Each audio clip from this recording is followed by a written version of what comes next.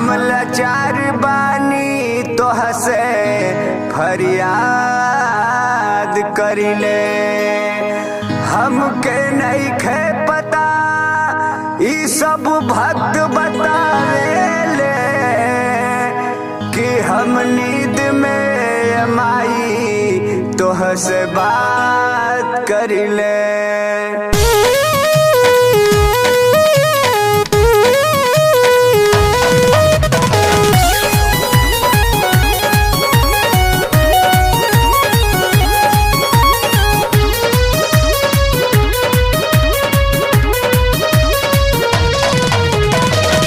हाथवा में लिहलू मैया धनुष कटार जी। हाथवा में लिहलू मैया धनुष कटार जी। आज बे सुहावन लागे रूपवा तोहार जी। आज बे सुहावन लागे रूपवा तोहार जी।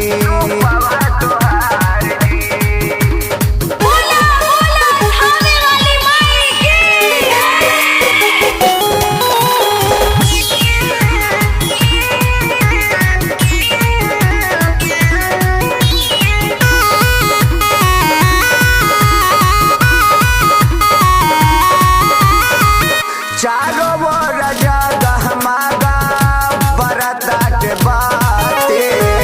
खुशबू फैलावताटे धूप अगरबत्ती।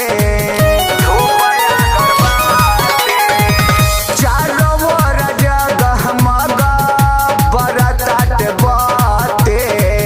खुशबू फैलावताटे धूप अगरबत्ती। भीड़ बड़ी लागल बाटे राउर दरबार जी। भीड़ बड़ी लागल बाटे राउर दरबार जी। आज बे सुहावन लागे रूपवा तोहार जी। आज बे सुहावन लागे रूपवा तोहार जी। रूपवा तोहार जी।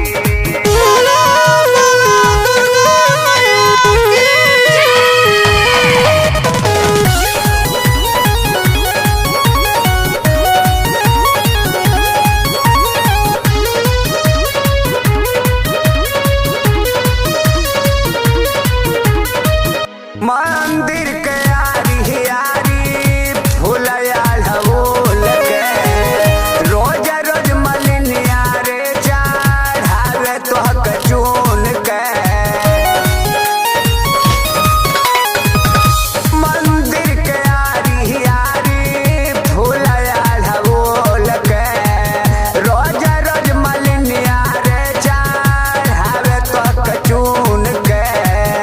करेला पूजा तोहरी सारा संसार जी। करता पूजा तोहरी सारा संसार जी। आज बे सुहावन लागे रूपवा तोहार जी।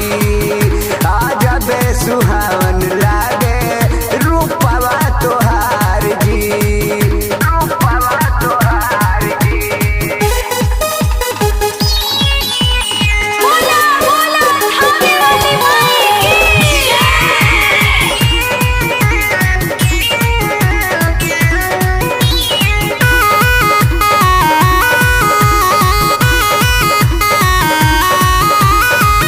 कहे अरविंद तोहार भैरो रखवारिया। शोभा बढ़ावताटे सरक सवारिया। कहे अरविंद तोहार भैरो रखवारिया। शोभा बढ़ावताटे सरक सवारिया। छोट लाल चढ़ावे अइले फूलवा के हार जी। छोट लाल चढ़ावे अइले फूलवा के हार जी। आज बे सुहावन लागे रूपवा तोहार